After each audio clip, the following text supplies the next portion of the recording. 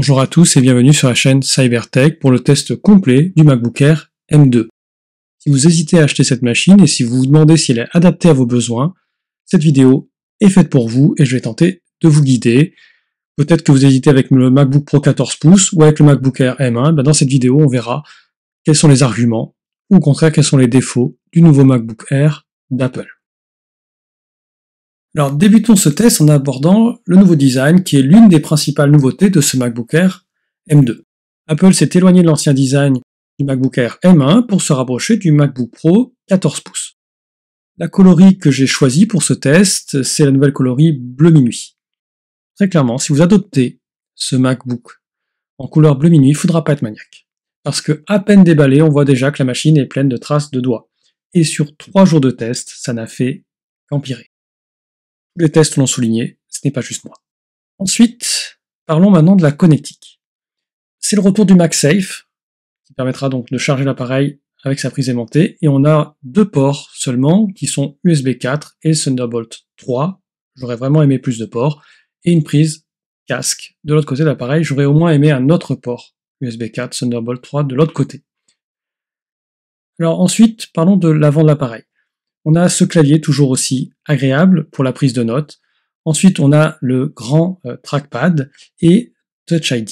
En revanche, on peut souligner des améliorations au niveau de l'écran, puisque on passe à un écran de 13,6 pouces, le 13,3, qui gagne donc une encoche, mais qui est donc plus grand, et qui passe à une luminosité de 500 nits, ce qui est mieux qu'avant, mais qui reste un peu léger pour travailler en extérieur ou à contre-jour. Autre bon point, les patins ont été revus à l'arrière de la machine et sont désormais beaucoup plus gros et beaucoup plus stables. La machine va donc beaucoup moins glisser. On voit toujours ces horribles traces de doigts, c'est affreux. Et du coup, combiné à MagSafe, ça en fait une machine qui aurait donc beaucoup moins de chances de chuter, puisque, petite démonstration MagSafe, si vous prenez les pieds dans le câble, le câble se décroche automatiquement au lieu d'emporter la machine avec elle. Si j'avais eu ça sur ma MacBook Air M1, ça m'aurait évité de beaux désagréments. Pour en finir avec le design, on peut dire que le MacBook Air mérite à nouveau son nom de MacBook Air. Il est ultra fin et ultra léger. En effet, il ne fait plus que 1,24 kg pour 1,13 cm d'épaisseur. C'est donc plus fin que l'ancien MacBook Air M1. Comme on peut le voir ici sur la vidéo, la tranche arrière du MacBook Air M1 était plus épaisse que la tranche arrière actuelle, donc de notre MacBook Air M2. Après avoir fait le tour du design, il est temps d'aborder la question des performances. Ce MacBook Air est le premier à adopter la puce M2. Comme la puce M1, elle se présente avec 8 cœurs, 4 cœurs de performance et 4 cœurs de haute efficacité énergétique. À côté de ça, on a jusqu'à 10 cœurs de GPU, donc de partie graphique, sachant que le modèle d'entrée de gamme ne présente que 8 cœurs pour le MacBook Air. Abordons d'abord les premiers benchmarks théoriques. Commençons par Geekbench qui donne une première vue. On se rend compte que ce MacBook Air M2, et donc la puce M2 en général, est au sommet des performances monocœur, ce qui est très encourageant pour le futur des puces M2 Pro notamment. Par contre, dès qu'on est sur une utilisation multicœur, là, la puce M2 reste une puce d'entrée de gamme et donc est battue par les puces M1 Pro et au-delà. Donc, ne vous trompez pas dans votre achat et ne surestimez pas ce MacBook Air. Apple avait également annoncé de gros progrès sur la partie graphique, ce que Geekbench permet de confirmer. Encore une fois, la hiérarchie est respectée. Le MacBook Air M2 bat le MacBook Air M1 et reste en dessous du MacBook Pro 14 pouces avec la puce M1 Pro. Geekbench reste un test théorique assez rapide. C'est pour ça que j'aime bien faire tourner un autre benchmark qui est Cinebench, que je fais tourner plusieurs fois, jusqu'à 30-40 minutes, pour me rendre compte de la stabilité des résultats et des performances de la machine. Car pour savoir si les performances vont se retrouver dans le monde réel, encore faut-il que les machines ne surchauffent pas. Et pour rappel, le MacBook Air M1 comme le MacBook Air M2 n'ont pas de ventilateur.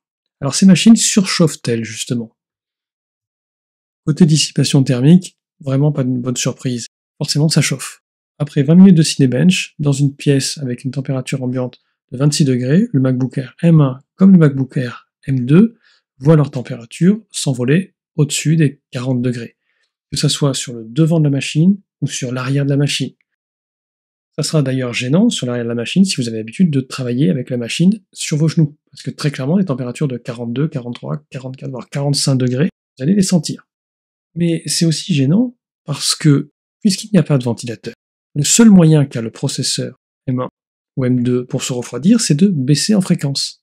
Et donc ça veut dire qu'il y aura une perte de performance.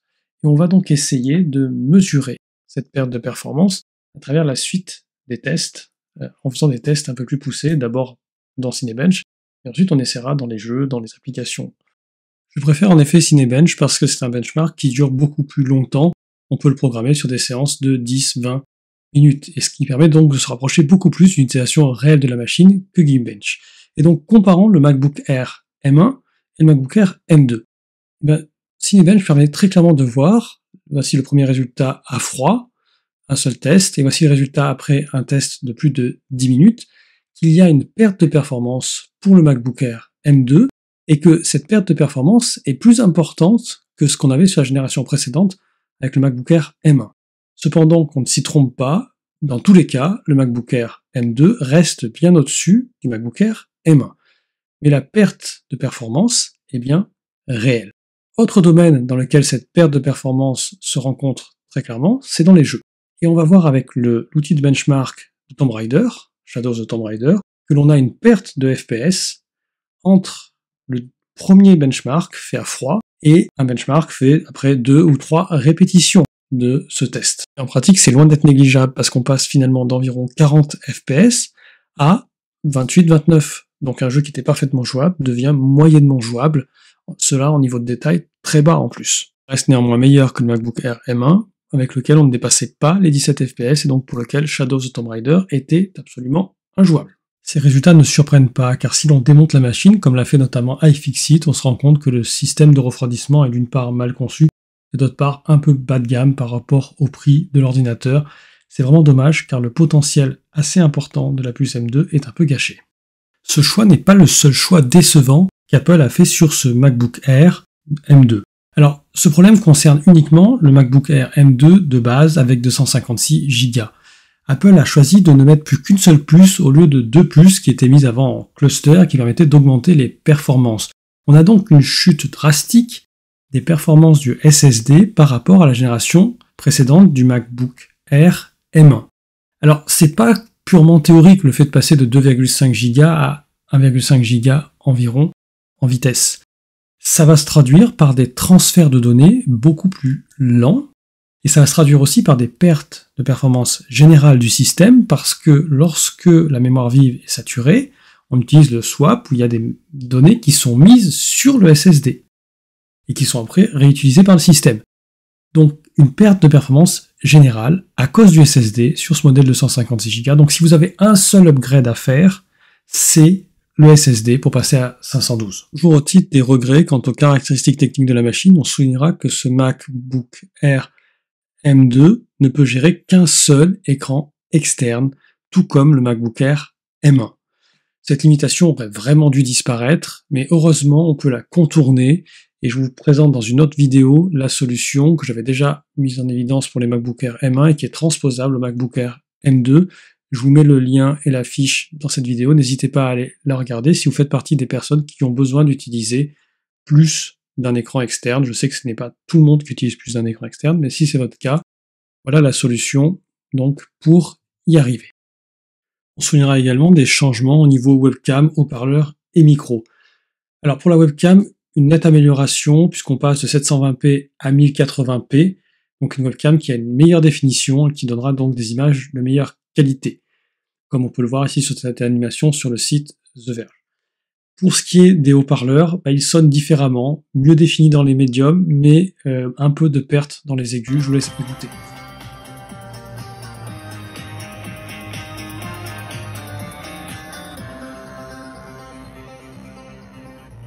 Bonjour à tous et bienvenue sur Cybertech. Au micro, certains trouvent qu'ils sont de plus mauvaise qualité que sur la génération précédente. Je vous laisse écouter un bref extrait enregistré et sans retouche.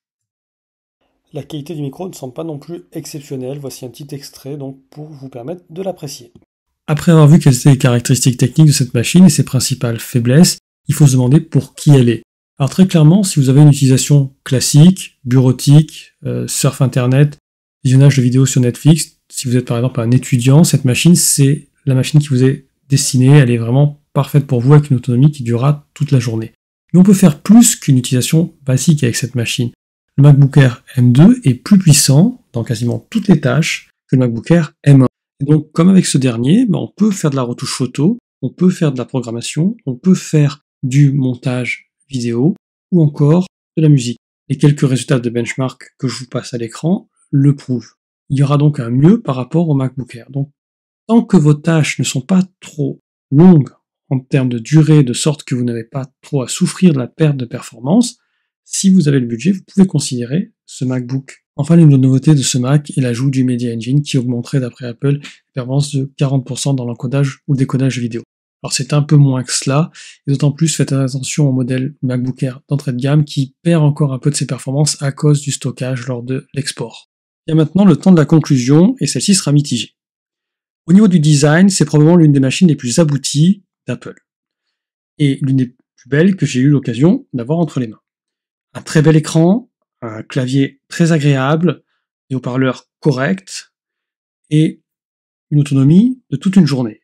Pour l'étudiant, c'est une machine parfaite.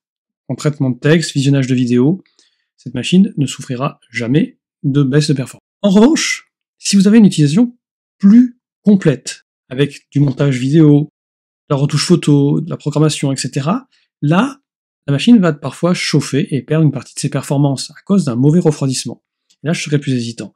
Et donc, ce qui me fait hésiter, c'est son positionnement tarifaire. Car à 1500 € ou à 1849, cette machine est quand même très chère. Si vous êtes étudiant, le MacBook Air M1 suffit largement. Et pour la revente, mieux vaut peut-être prendre un MacBook Air M1 avec des options que ce MacBook Air M2, dont tout le monde dit qu'il n'est pas extraordinaire, et donc il pourrait voir sa valeur baisser en cas de revente.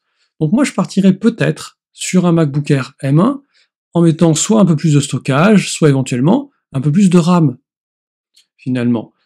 Et ça permet d'avoir une machine qui me semble beaucoup plus durable, d'autant plus que le MacBook Air M1 est très souvent en promotion sur Amazon ou dans d'autres enseignes. Donc à réfléchir vraiment, si vous n'êtes pas là juste pour le design, le MacBook Air M1 offre encore, à mon avis, un meilleur rapport qualité-prix. Si vous voulez le nouveau MacBook Air M2, alors là, il y a un upgrade qui est absolument nécessaire, c'est le stockage.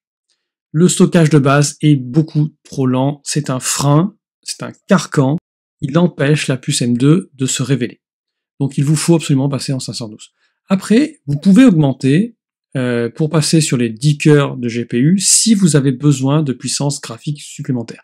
Mais ça chauffera plus, donc puissance graphique supplémentaire sur de courtes durées. Dans le cas contraire, l'upgrade ne vaut pas les 100 €. Ensuite, les 16 Go peuvent être intéressants pour la durabilité de la machine et si vous avez une utilisation avancée. Mais le problème, c'est que si on fait ça, on est très proche d'un autre Mac, le MacBook Pro 14 pouces, qui dans tous les cas bat notre MacBook Air, à part peut-être sur l'autonomie, mais dans tous les autres cas, il va battre le MacBook Air, et c'est pour ça que si vous êtes vraiment un utilisateur avec une utilisation avancée, c'est ce Mac que je vous conseille de prendre, d'autant que lui aussi, on le trouve assez souvent en promotion sur Amazon ou sur le Refurb. C'était Cybertech, j'espère que cette vidéo vous aura été utile.